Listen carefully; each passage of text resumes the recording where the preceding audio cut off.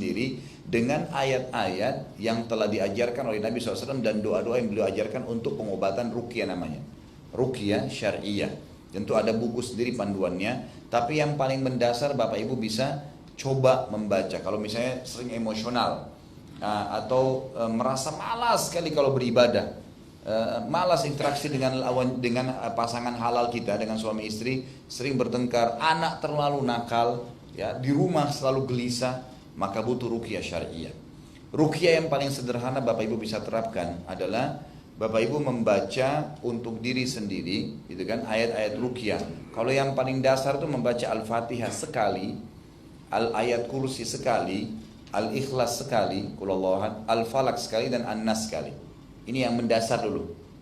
Bapak Ibu baca, ditiupkan ke telapak tangan, kemudian diusap dari kepala sampai ke kaki.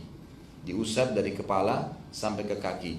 Ada sebagian teman-teman kita yang mengembangkan retorika ini dengan melipat gandakan menjadi 3 kali. Sekali dibaca, setelah baca Al-Fatihah ditiupkan ke telapak tangan. Kemudian baca lagi ayat kursi, selesai ditiupkan ke telapak tangan.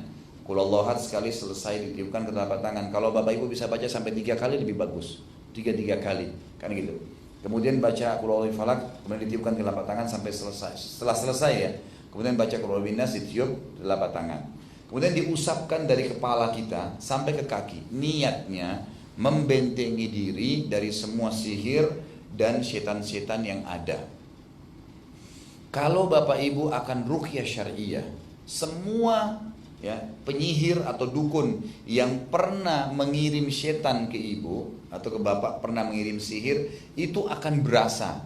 Karena dia tahu ruqyah syariah akan memusnahkan sihir di badan kita dari dia, setan-setan, bahkan dia sendiri bisa kena ya ancaman terbunuh dengan ayat-ayat ruqyah. Berapa banyak penyihir yang mati kena meruqyah, atau kena orang yang sedang dia sihir di ruqyah, akhirnya dia kena sendiri gitu kan. Dia kena sendiri. Maka Bapak Ibu pada saat bacaan pertama di ruqyah ditiupkan, kemudian diusap dari kepala sampai kaki, gitu kan. Niat membentengi diri. Kenapa? Karena kalau kita mau meruqyah, tadi saya katakan, syaitan yang ada di tubuh kita ini coba melapor kepada penyihirnya supaya dia mengirim kekuatan baru gitu. Maka kita bentengin diri dulu. Kemudian Bapak Ibu ulangi sekali lagi, baca Al-Fatihah ditiup, baca ayat kursi ditiup, baca Al-Ikhlas ditiup, Al-Falaq dan An-Nas ditiup, kemudian diusap kepala sampai kaki.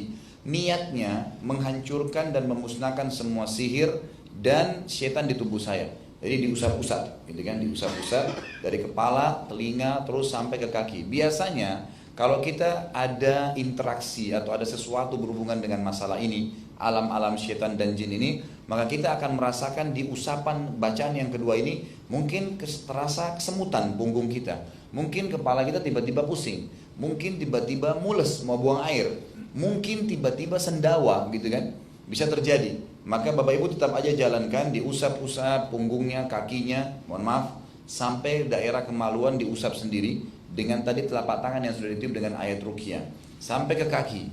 Selesai, Bapak Ibu lakukan lagi sekali yang ketiga kalinya, baca dengan yang sama Al-Fatihah, ayat kursi, Al-Falaq, An-Nas, kemudian Bapak Ibu usap lagi ke tubuh dengan niat mengeluarkan dari tubuh kita hasil pembakaran sihir dan syaitan tadi. Biasanya yang ketiga ini reaksinya sangat besar. Tiba-tiba ada yang muntah gitu kan. Ya mungkin dia muntah cairan tertentu, atau bahkan ada yang pernah memuntahkan benda-benda sihirnya. Mungkin bentuk peniti, mungkin bentuk hewan-hewan yang tidak baik seperti belatung dan seterusnya. Itu terjadi kan gitu. Maka dia muntahkan. Nah, kalau dia sudah tahu reaksi ini ada, maka dia mulai menerapi dirinya pada hari itu, mulai hari itu minimal selama 2 minggu ke depan di ruqyah sendiri, ruqyah mandiri namanya.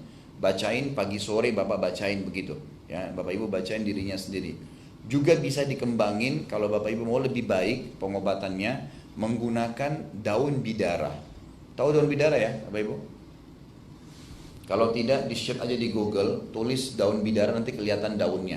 Kalau Bapak Ibu mau beli di tempat-tempat pinggir jalan, tempat-tempat teman-teman kita yang jual pohon, tanya aja pohon apel India, nanti mereka akan lihatkan. Atau kalau mereka paham daun bidara lebih bagus lagi. Kalau selama ini saya tahunya di teman-teman kita tahunya pohon apel India. Kalau pengajian saya yang lain memang saya pesankan langsung dari teman-teman di Bogor atau dari Karawang, mereka mendatangkan 1 truk kemudian dibagi ke jemaah pengajian gitu kan, tinggal dibayar ke ke orang-orang itu, berapa biayanya satu potnya gitu. Nah itu ditanam, diambil daunnya 7 lembar. Dalam sebuah hadis yang sahih dikatakan, diambil 7 lembar daun bidara, kemudian dihancurkan dengan 2 buah batu. Kalau kita sekarang mungkin ulekan, atau mungkin kita bisa kembangkan dengan blender. Bapak Ibu blender 7 lembar daun bidara, kemudian daun bidara yang sudah bisa kelipatan ya, tapi kelipatan 7, usahakan karena hadisnya 7 lembar, 7, 14, 21 atau 28 diambil. Dan subhanallah pohon bidara ini Bapak Ibu sekalian kalau dicabut tumbuh lagi. Bapak Ibu cabut sekarang, dicabut hari ini, nanti malam sudah tumbuh lagi daunnya, selalu begitu. Di rumah saya tuh banyak sekali di halaman saya tanam pohon bidara ini, karena pohon bidara disunnahkan dipakai untuk memandikan jenazah dan untuk mengobati sihir atau gangguan setan. Baik Bapak Ibu, setelah dihancurin, dimasukin ke dalam air yang mau diminum. Kalau kita mau minum air, Bapak Ibu bisa cemplungin di air, diminum. Kemudian Bapak Ibu ruqyah air itu, dibacain ayat ruqyah. Baca tadi Al-Fatihah, Al-Kursi, Al-Ikhlas, Al-Falaq, An-Nas, ditiupin di air itu, diniatin untuk meruqyah, baru Bapak Ibu pakai minum.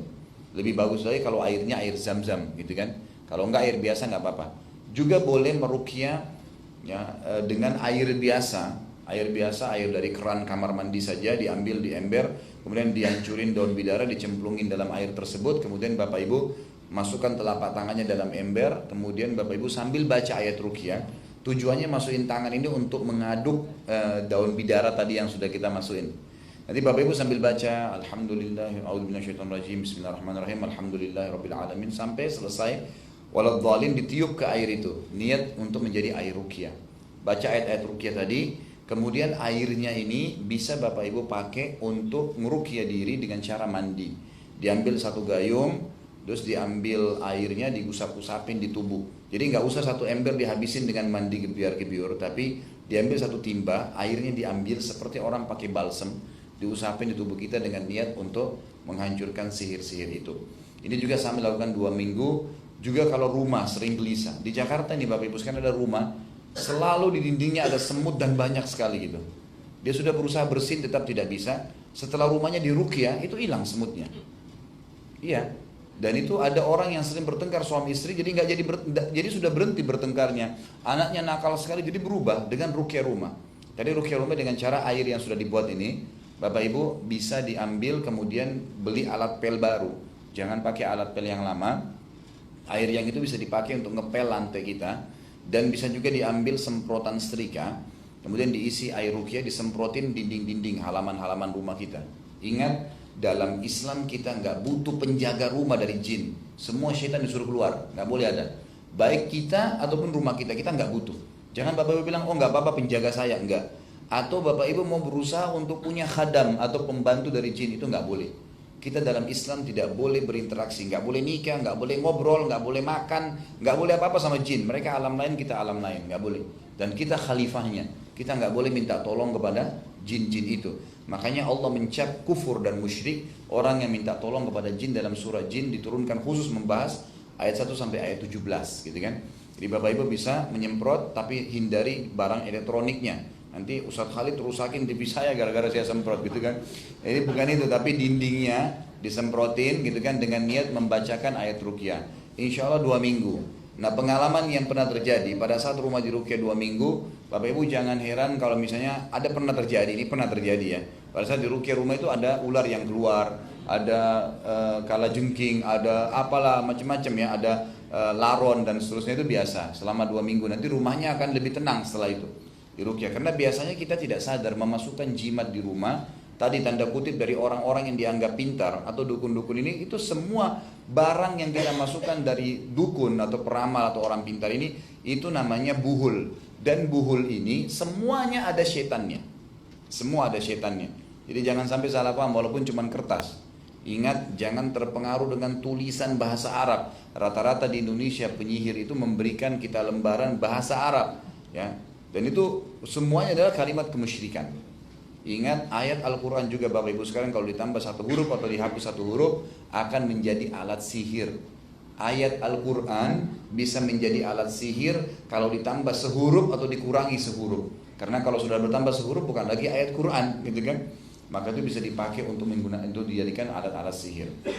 Nah ini kita bisa lakukan sendiri. Atau kalau memang kita lihat reaksinya besar, Setelah kita ruqyah ternyata ada reaksi-reaksi besar, kita bisa minta tolong kepada ustadz-ustadz yang paham untuk di follow up ya ruqyah ini sehingga bisa tuntas semuanya. Ini dalam Islam pengobatan dan bagaimana mengenali penyakit serta menanganinya. Allahu a'lam. Sudah sampai sini atau masih lanjut? Sudah. Baik. Kita tutup sampai sini. Kayaknya masalah ruqyah sudah menutupi semua ya. Pertanyaan nggak jadi. Baik, saya sarankan juga sebagai penutup Bapak Ibu bisa beli ada buku doa terapi penyakit dengan doa dan ruqyah. Itu juga ada buku-buku yang cukup banyak bisa dipakai untuk digunakan di rumah dan dibagikan kepada keluarga. Baik, kita sampai sini menutupnya dengan kafaratul majlis. Subhanakallahumma bihamdika asyhadu an la ilaha illa anta astaghfiruka wa atubu ilaik. Wassalamualaikum warahmatullahi wabarakatuh.